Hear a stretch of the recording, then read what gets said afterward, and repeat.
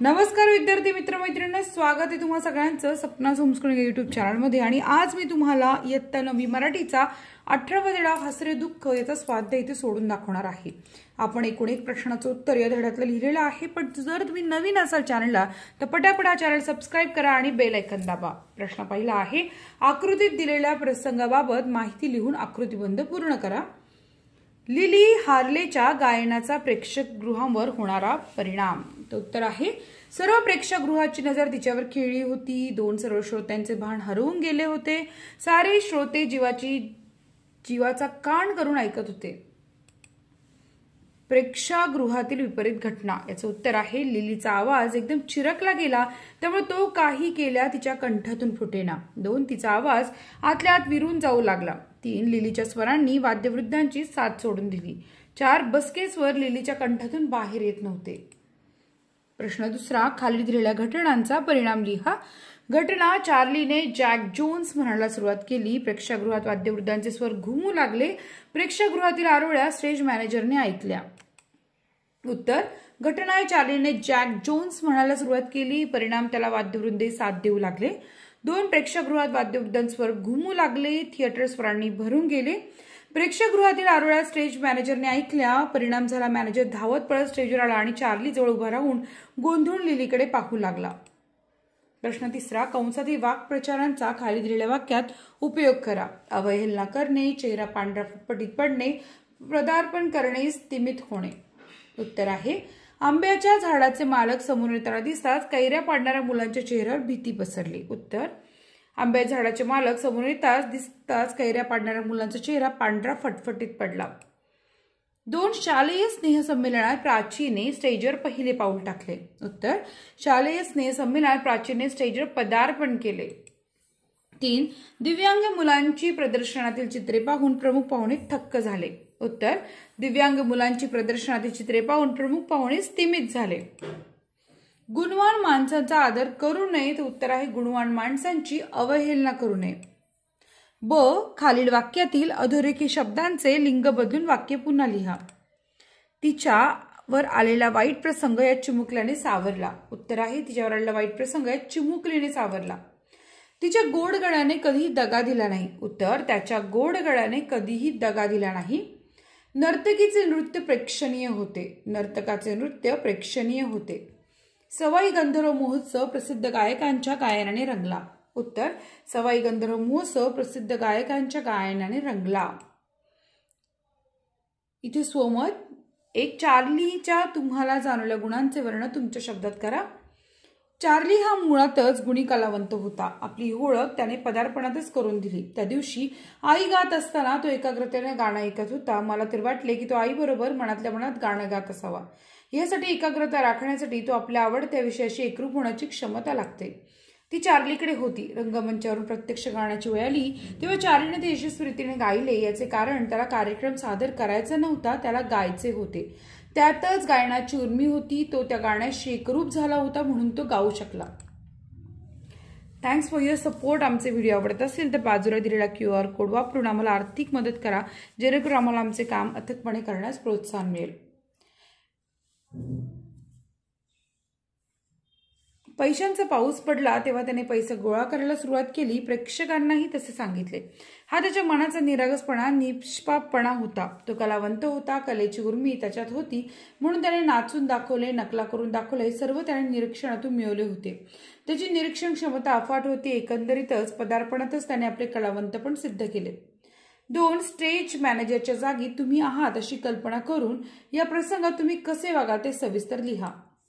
उत्तर, स्टेज मॅनेजरने चार्लीला गाणे सादर करायला सांगितले, हे योग्यच होते। तो निर्णय योग्यच होता, हे चार्लीने आपल्या कामगिरीने सिद्ध केले। मात्र मॅनेजरची एक गोष्ट मला पटली नाही आणि आवडली नाही। लिलीवर अनवस्था प्रसंग ओढवला तेव्हा मॅनेजर गोंधळून गेला। त्याने प्रेक्षकांना शांत करण्यासाठी काही केले नाही। मी त्याच्या जागी असतो किंवा असते तर पुढे झालो असतो, प्रेक्षकांची क्षमा मागितली असती। घडलेल्या प्रसंगात लिलीची कोणतीही चूक नव्हती। तिच्यावर कोसळलेली ती नैसर्गिक आपत्ती होती, हे सर्व त्यांना समजावून सांगितले असते। 15 मिनिटांची विश्रांती जाहीर केली असती व अवधीत विचारविनिमय केला असता, लिलीला धीर दिला असता। मला वाटते असेच व्हायला हवे होते। प्रश्न तिसरा, हसरे दुःख या शीर्षकाचा तुम्हाला समजलेला अर्थ तुमच्या शब्दात लिहा। लिली हार्ले ही एक मोठी कलावंत होती. गायन, पियानो, वादन, नर्तन यात ती निष्णात होती. कलावंत म्हणून जसे मोठेपण असते ते तिने मिळवले होते. या सामर्थ्याच्या बळावर तिने पैसा, कीर्ती मिळवली होती. हे सर्व एके दिवशी अचानक लुप्त झाले. तिचा आवाज हरवला आणि ते सर्वस्वच गेले. ती रात्रीची दृष्टी काळ रात्र होती आणि दुःखाचा कडेलोट होता. त्याच रात्री लिलीचा 5 वर्षाचा हरहुन्नरी मुलगा या संकटात तिच्या मदतीला धावून आला. कोसळलेला कार्यक्रम त्याने पुन्हा उभारला. त्याने गायन, अभिनय व नर्तन या कौशल्याने डोळे पाणावणारे, दिपवणारे दर्शन घडवले. कोणत्याही आईला आभाळ ठेंगणं वाटावं असं दृश्य होतं ते. नवा कलावंत उदयाला आला.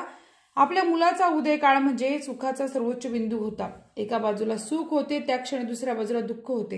म्हणून या पाठाचे शीर्षक आहे हसरे दुःख. प्रश्न 5 हसरे दुःख या पाठातील पाठ्यांशाचे नाट्यकरण करून वर्गात सादरीकरण करा. अपठित गद्य आकलन. खालील उतारावर काळजीपूर्वक वाचून त्याखाली कृती करा. अश्मयुगातील माणसाने आपले जीवन सुखाचे करून घेण्यासाठी चुलीवरील 3 दगड मांडण्यापासून मृतांचे थगडे बांधण्यापर्यंत दगडाला नाना तऱ्हांनी वापरले. त्याची भांडी कुंडी केली, अवते हत्यारे बनवली आणि त्याचे दागदागिने देखील घडवले. खडक कोरून किंवा दगडाच्या भिंती रचून आपल्या निवाराची सोय केली. माणसाच्या प्राथमिक गरजा भागल्यानंतर त्याला आपल्या सृजनशीलतेला आणि पूजा वृत्तीला वाट करून दिल्याशिवाय राहले नाही. फुरसत मिळाली तशी तो लेणी खोदू लागला, शिल्पे कोरू लागला, घरांना कलात्मक आकार देऊ लागला. शिल्प आणि स्थापत्य या दोन्ही कला झऱ्याप्रमाणे अशा दगडातून फुटल्या आणि विज्ञानाचा उगम झाला. एक सबंध युग दगडाने माणसाचे जीवन परोपरीने सुखाचे केल्यामुळे आणि माणसाच्या सृजनशीलतेला कला आणि विज्ञान यांचे उमाळे आल्यामुळे त्याला दगडच देव वाटू लागले आणि त्याने तो पूजला. चौकटी पूर्ण करा. अश्मयुगातील माणसाने दगडाचा उपयोग करून बनवलेल्या वस्तू. उत्तर, दागदागिने घडवले, दगडाच्या भिंती रचून आपल्या निवाराची सोय केली आणि अवते हत्यारे बनवली. या पाठातील भाषा अभ्यास खूप महत्त्वाचा आहे. अनुस्वार लेखनाबाबतचे नियम लक्षात ठेवा, त्याचा खूप उपयोग होणार आहे तुम्हाला. खालील शब्द वाचा. रंग, पंकज, पंचमी, पंडित, अंबुज हे शब्द तत्सम आहेत. हे आपण जर स्ववर्णाने सुद्धा लिहू शकतो, म्हणजे अनुस्वरानंतर येणाऱ्या अक्षराच्या वर्गातील अनुनासिक वापरून लिहू शकतो. उदाहरणार्थ रगट, षडगज, पंचमी, पंडित, अंबुज असे. विशेषतः जुने साहित्य वाचले तर असे लेखन दिसते, परंतु आजकाल अशी पण सवर्णाने लिहिण्याची पद्धत जुनी झाली आहे. त्याऐवजी अनुस्वराचाच वापरले जातात. खालील शब्द बघा कसे दिसतात. निबंध, आंबा, खंत, संप, दांडगा हे शब्द बघायला विचित्र वाटतात ना, कारण ते तत्सम नाहीत. पण सवर्ण लिहिण्याची पद्धत फक्त तत्सम शब्दांपुरती मर्यादित आहे. संस्कृत नसलेले मराठी शब्द शीर्षबिंदू देऊनच लिहावेत. मराठी शब्द स्पष्टोच्चारित अनुनासिकाबद्दल शीर्षबिंदू द्यावा. खालील शब्द वाचा. सिंह, मांस, संहार या शब्दांचा उच्चार खरं तर खूप वेगळा आहे ना. या शब्दांचे सिंह, संयम, मांस, संहार उच्चार असे होतात. तसेच ते करायचे असतात, पण लिहिताना हे शब्द तसे लिहू नयेत. य, ल, व, श, श, स, ह यापूर्वी येणाऱ्या अनुस्वारांबद्दल केवळ शीर्षबिंदू द्यावा. पण सवर्णाने लिहा. घंटा, मंदिर, चंपा, चंचल, मंगल आणि अनुस्वार वापरून लिहा. जंगल, चेंडू, संच, गोंधळ आणि बंब. तर तुमच्या लक्षात आलं असेल. बघायला गेलं तर खूप सोपं हे सगळं. धन्यवाद मित्रमैत्रिणींनो. जर तुम्हाला व्हिडिओ आवडला असेल तर नक्की या व्हिडिओला लाईक करा आणि आम्हाला सपोर्ट करा. दिलेला QR कोड स्कॅन करा. भेटूयात पुढच्या व्हिडिओमध्ये. तोपर्यंत छान अभ्यास करा. धन्यवाद.